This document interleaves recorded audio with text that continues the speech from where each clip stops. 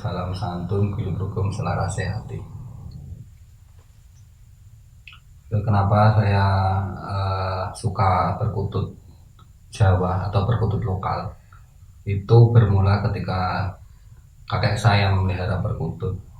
Itu melihat beliau itu sangat santai. Nah, dengan mengamati beliau itu, saya mulai ada ketertarikan tertentu di hati saya. Saat itu saya sering memperhatikan perkututnya dan kakek saya, perkututnya kakek saya. Begitu berulang sehingga saya akhirnya mulai mengamati perkututnya. Bagaimana perkutut yang bagus itu, bagaimana perkutut yang selaras itu gimana, dan yang membuat kita itu sampai jatuh hati pada perkutut itu seperti apa. Untuk perkutut itu pun dibedakan beberapa untuk kesalahan suara. Ada dasar suara, lagu suaranya itu, sama dasar suara. Angkatan suara, lagu, sama dasar suara. Di dasar suara itu kan ada kandel, garing, sama bening. Dasar suara yang kandel itu ketika berkutut itu mempunyai suaranya itu ada bebannya, ketika kayak pohon yang berisi dan ditepuk itu kita duk antep, istilahnya antep. Ketika perkutut yang jenis dasar suaranya itu garing, itu seperti daun pisang yang sudah kering. Nah, itu ketika diremas itu kayak kering getas gitu loh. Sedangkan yang bening itu pasti perkutut itu, kalau menurut saya sendiri, mempunyai bunyi ada ngengnya itu ada di telinga, itu kelihatan teng seperti itu. Nah, dari situlah kita awal dari mempelajari suara perkutut dibedakan antara angkatan, lagu, sama dasar suara. Nah, kalau yang angkatan itu ada klau, panjang, membatnya itu. Untuk perkutut Jawa itu dapat dilihat dari beberapa karakter cirinya. Kalau itu perbedaannya antara perkutut Jawa sama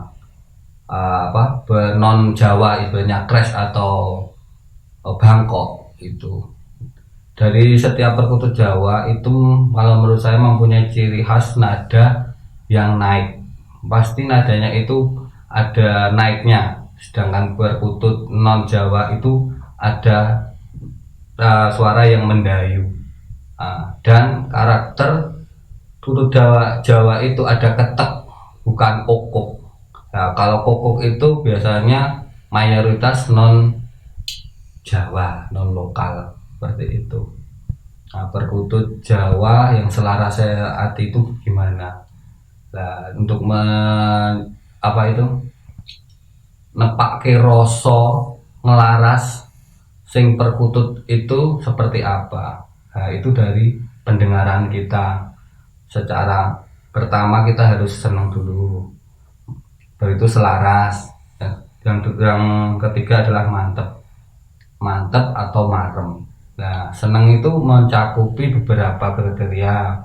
Senang ngopeni, senang memperhatikan, senang sebagainya lah. Sebenarnya senang, dengan hati senang, rasanya itu senang. Sedangkan laras, nah itu suaranya, mulai dari suaranya. Ketingkat senang nyelarasnya perkutut itu kok, perkutut ini enak didengar, perkutut itu enak nyeneng ke hatiku. Nah, itu baru selaras. Kemudian mantep marem. Nah, mantep marem itu bisa dilihat dari istilah batin kita kepada perkutut itu. Aku nih perkutut ini mempunyai keyakinan seperti ini, tapi ini hanya mitos dan keyakinan sendiri-sendiri. Perkutut ini membuat saya tenang, membuat kita santun, membuat kita menjadi dasar kita untuk semangat atau apalah, yang penting membuat kita itu kebaiknya, seperti itu. Perkutut yang seperti itulah yang selarase hati, itu yang disebut perkutut yang selarase hati. seperti itu, salah satunya seperti itu. Nah, perkutut itu menurut saya sangat unik dan mempunyai beberapa karismatik yang membuat penggemar perkutut itu mempunyai rasa ketagihan. Meskipun dari beberapa jenis seperti ciri mati, katuragan, suaranya, warna, dan sebagainya. Kalau untuk katuragan ciri mati itu tergantung keyakinannya dan bisa dilihat dari ciri fisiknya itu. Sedangkan untuk suaranya, nah itu mencari suara perkutut yang bagus itu seperti apa.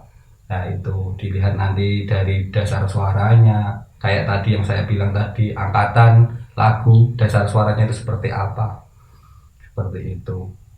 Sedangkan kalau untuk perkutut yang mempunyai karismatik itu tergantung pribadinya sendiri untuk menyenangi atau memberikan rasa ikatan kepada perkutut itu.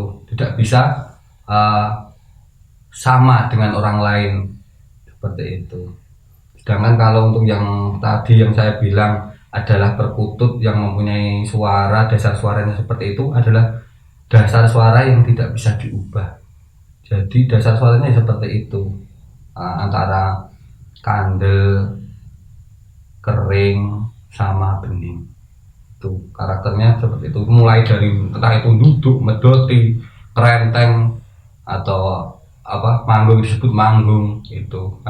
Jelas perkutut itu mempunyai nama bunyi yang berbeda-beda. Pertama awalnya itu duduk, berarti ngerenteng, medoti, manggung, mempunyai tahap-tahap tersendiri, sehingga tidak semua dikatakan manggung. Nah, kadang kita salah persepsi mengatakan manggung itu duduk itu dikatakan manggung, sebenarnya bukan, itu mempunyai nama sendiri.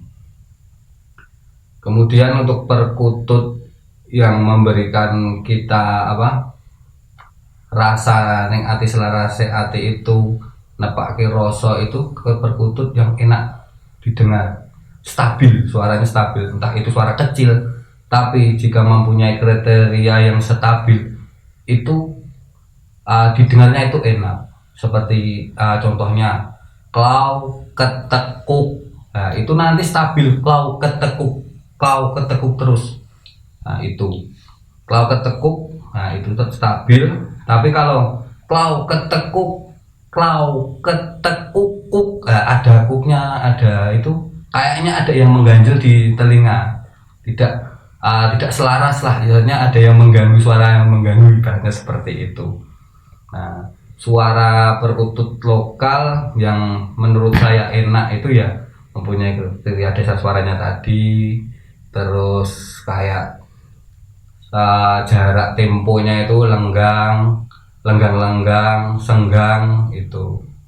Kalau senggang itu yang mempunyai beberapa poin, 4 ketukan adalah klau, ketekuk, nah itu 4 poin. Kemudian yang lenggang itu bisa klau, ketekuk, kemudian dihitung 1, 2, 3, 4, bunyi lagi klau, ketekuk, klau, ketekuk. Yang penting ada jedanya sekitar 4 ketukan. Nah, sedangkan yang lenggang itu ada kayak lagunya, klau, ketekuk, tapi suara yang akhir itu pasti naik kalau lokal. Tapi itu menurut saya berbeda keyakinan dan sedulur-sedulur sedoyo bagaimana, itu hanya persepsi saya seperti itu. Dan suara yang seperti yang tadi saya bilang, kalau kutut lokal itu mempunyai karakter ketek, bukan kukuk, seperti itu. Nah, kemudian perkutut yang mempunyai karismatik atau mempunyai kemantepan hati itu bisa nepake laku. Nah, nepake laku itu seperti kita mempunyai impian, kita punya kepercayaan pada perkutut itu. Saya pernah mempunyai cerita ketika saya suka perkutut katuragan. Perkutut katuragan bisa diperoleh dari jaringan, ombyoan, atau lain-lain. Tapi kalau pengalaman saya ketika mendapatkan perkutut yang dibilang aneh atau ciri mati itu biasanya saya pribadi sendiri berasal dari mimpi saya. Ketika saya mempunyai dapat mimpi mendapatkan kutut ini, nah itu biasanya 2 hari atau 3 hari, insya Allah saya mendapatkannya. Nah, ada lambangnya tersendiri. Dan pernah juga kejadian ketika ya ada orang pinter lah datang ke rumah, itu bilang, Mas kamu kena gini gini gini, tapi alhamdulillah jenengan terbentengi seperti ini karena ada sesuatu di perkututnya jenengan. Bahkan saya sendiri pun pernah melihat sendiri perkutut saya itu muntah darah.